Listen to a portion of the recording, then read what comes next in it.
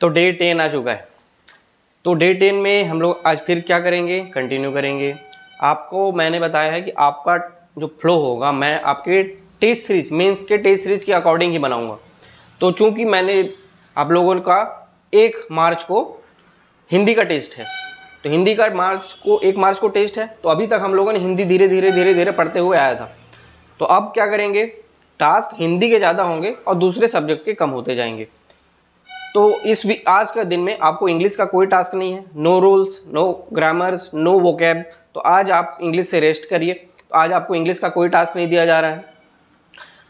छत्तीसगढ़ी से आपको विनय कुमार पाठक का आपने जितना साहित्यकार पढ़ा वहाँ ब्रेक लगाइए।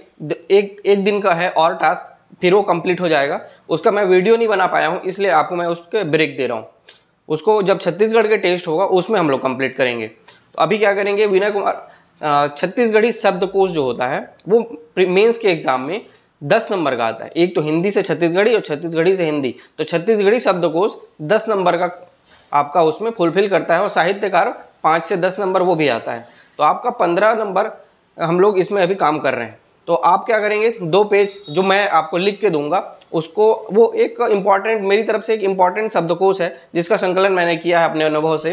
तो मैंने आपको वो लिख के भेजा है ग्रुप में। आप उसको क्या करेंगे, कॉपी बनाएंगे और उस कॉपी में जितने शब्दकोश आते हैं उसको पढ़ के लिख लेंगे और उसको एकदम कंठस्थ कर लेंगे। वो बहुत इंपॉर्टेंट शब्दकोश है। अगर चांस हुई कि शब्दकोश आया, 70% चांस है कि वो वहीं शब्दकोश से ही आपको सवाल पूछें। तो एक कॉपी बनाना है और उस सारे शब्दकोश को उस कॉपी में लिख लेना है। तो हिंदी का हो गया, नहीं छत्तीसगढ़ी का हो गया और इंग्लिश का हो गया। हिंदी के लिए आज का आपका टॉपिक है पत्र लेखन, आदेश, पृष्ठांकन, अनुस्मारक और इस तरीके से प्रतिवेदन। ये जितने सारे टॉपिक्स हैं पत्र लेखन में, ये सारे आपको कंप्लीट करने हैं। विनय कुमार पाठक का बुक आप ले सकते हैं। और अगर समझने के लिए कॉन्सेप्ट की ज़रूरत हो तो मेरे YouTube के प्लेलिस्ट में जाएंगे, हिंदी वाला सेक्शन मिलेगा। हिंदी वाले सेक्शन में सारे जो पत्र वाले सेक्शन है उसका डिस्क्रिप्शन वीडियो के फॉर्म में समझाया गया है। तो आप वहाँ से भी कॉन्सेप्ट की क्लैरिटी के लिए हेल्प ले सकते हैं, वो एक अच्छा आपको मदद कर सकता है। और अगर कॉन्सेप्ट की क्लैरिटी है तो उसमें समय वेस्ट नहीं करेंगे, विनय कुमार पाठक की बुक से पढ़ेंगे एक बार और हम लोग उसको देख लेंगे। और इस तरीके का आज का टारगेट आपका सिर्फ हिंदी में पत्र लेखन का है। कल आप लोगों ने हिंदी साहित्य के इतिहास और काल विभाजन को पढ़ा है। मेरा नोट्स भी आप लोगों ने आई होप कि उसको अपने कॉपी में बना लिया होगा या उसका प्रिंट भी निकाल लिया होगा, तो आपके पास स्टोर होगा। आप उसको ज़्यादा से ज़्यादा बार प्रयास करें।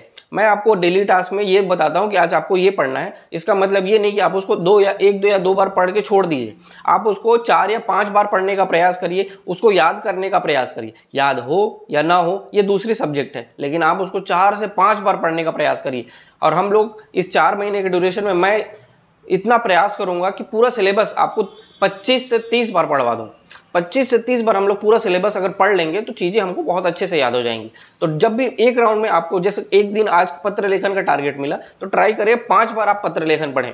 और कल आपको जैसे काल विभाजन दिया गया था तो ट्राई करते कि 5 बार काल विभाजन का पढ़ाई करते। तो इस तरीके से वो आपको याद हो जाता और वो एक दिन में याद नहीं होगा। काल विभाजन में जो अंतिम के 2 पेज है, मेरे नोट्स के अंतिम के जो 2 पेज है, उस 2 पेज को अलग से आप एक कॉपी में लिखिए और वो स्टिकी नोट्स की तरह होगा। आप जहाँ पे भी बैठते हैं, लाइब्रेरी में बैठते हैं या फिर कहीं पे भी ऐसी जगह 5, 10, 20 मिनट लगाते हैं, तो वहाँ पे उसको स्टिक करके रखें, चिपका के रखें और डेली 5 से 10 मिनट एक बार उसको देखें। तो इस तरीके से वो आज डेली देखेंगे तो 15 दिन 20 दिन बाद आपको याद होगा। लेकिन अगर उसको डेली नहीं देखते हैं, डेली याद नहीं करते हैं, तो आपको बर्डन हो जाएगा और बाद में तकलीफ देके जाएगा। इसलिए अभी से उसको 2 पेज का स्टिकी नोट्स बनाइए और उसको अपने लाइब्रेरी में या कहीं पे भी यहाँ बैठते हैं वहाँ पे उसको चिपकाइए। इस तरीके से वो जल्दी याद हो जाएगा आपको। और हमारे वीकली प्लान में कुछ लोगों को डाउट था कि वीकली प्लान में जैसे मैंने लिख रखा है दर्शन का टॉपिक, 1 यूनिट साइंस का टॉपिक, 1 यूनिट मैथ्स का टॉपिक और बाकी हिंदी, इंग्लिश, छत्तीसगढ़ी तो कंटिन्यू लिख रखा है। तो मैंने कल आपको क्या दिया था, मैथ्स का टॉपिक। वीक 2 का टॉपिक जो ग्रुप में डल चुका है, वीक 2 में अनुपात समानुपात, एलसीएम एचसीएफ वाले टॉपिक्स हैं। इस वीक में हम लोग ये टॉपिक कंप्लीट करेंगे। तो मंडे को मैंने आपको टॉपिक दिया है, आपके पास गुरुवार तक का टाइम होता था, लेकिन चूंकि गुरुवार 1 तारीख को आपका हिंदी का टेस्ट है तो गुरुवार को टेस्ट नहीं लूंगा मैं। 1 तारीख को आप फ्राइडे पढ़ रहे हैं, उस दिन आप हिंदी का टेस्ट दे के आइए और टेस्ट दे के आने के बाद इवनिंग में आप मैथ्स का टेस्ट लिखिए। तो मैं आपको फ्राइडे 1 तारीख को मैथ्स का टेस्ट लूँगा, अनुपात समानुपात एलसीएम आईसीएफ से डेडिकेटेड, लगभग मेरे ख्याल से 25 से 30 क्वेश्चन भी बन सकते हैं। तो उतने बड़े टेस्ट होंगे, अच्छे से प्रिपेयर होइए। उसका नेक्स्ट डे आपको मैं सॉल्यूशन भी प्रोवाइड करूंगा। तो आपकी इस टॉपिक के ऊपर एक कॉपी भी बन जानी चाहिए। पिछले कॉपी जैसे आपने यूनिट 1 का बनाया है, सेम उसी तरीके से यूनिट 2 का भी कॉपी बनाएंगे और हमारा सारा मैथ्स उसमें कवर हो जाएगा। 2 यूनिट, 2 वीक में हम लोग 2 यूनिट कंप्लीट कर चुके होंगे। इस तरीके से आज आपका दर्शन का भी टॉपिक है, जो भी गीता दर्शन, चारवाक दर्शन जो टॉपिक हम लोगों ने दिया है दर्शन का, वो टॉपिक आज उसको पढ़िए और कल उसके ऊपर हम लोग टेस्ट लेंगे। तो इस तरीके से कल हम लोगों ने मैथ्स का टॉपिक का टारगेट दिया, जो आपका फ्राइडे तक आपका प्रैक्टिस का टाइम है। आज से लेके फ्राइडे तक आप कभी भी समय निकाल के उस टॉपिक के ऊपर प्रैक्टिस करिए। फ्राइडे को मैं टेस्ट लूंगा, उसके नेक्स्ट डे में आपको सोल्यूशन दूंगा, ठीक है। और आज मैं क्या टॉपिक दिया, दर्शन का टॉपिक। आज आप दर्शन पढ़िए, कल मैं दर्शन का टेस्ट लूंगा। कुछ नोट्स भी आपको मिल चुके हैं, उस नोट्स को देखिए, अपनी कॉपी में लिखिए या फिर प्रिंट निकाल लीजिए और उसको बहुत बार, 5 बार 10 बार पढ़िए और कल उसके ऊपर एक मैं टेस्ट लूंगा तो वो लिखिए और फिर शाम को हम लोग उसके ऊपर डिस्कशन भी कर लेंगे। तो वो दर्शन का टॉपिक हो गया। इसी तरीके से एक दिन समय निकाल के सैटरडे को मैं आपको साइंस का टॉपिक दूंगा। सैटरडे को रहेगा साइंस का टॉपिक और संडे को खत्म हो जाएगा। तो इस तरीके से हम लोग साइंस भी कंप्लीट कर लेंगे, मैथ्स भी कंप्लीट कर लेंगे और दर्शन भी कंप्लीट करेंगे। और हिंदी तो चल ही रहा है और हिंदी को आपको 1 तारीख को टेस्ट देके आना है। ये हमारा एक प्लान रहेगा। कुछ लोगों को इसमें डाउट था, इसीलिए मैं इसको ज़्यादा एक्सप्लेन करके बता रहा हूँ।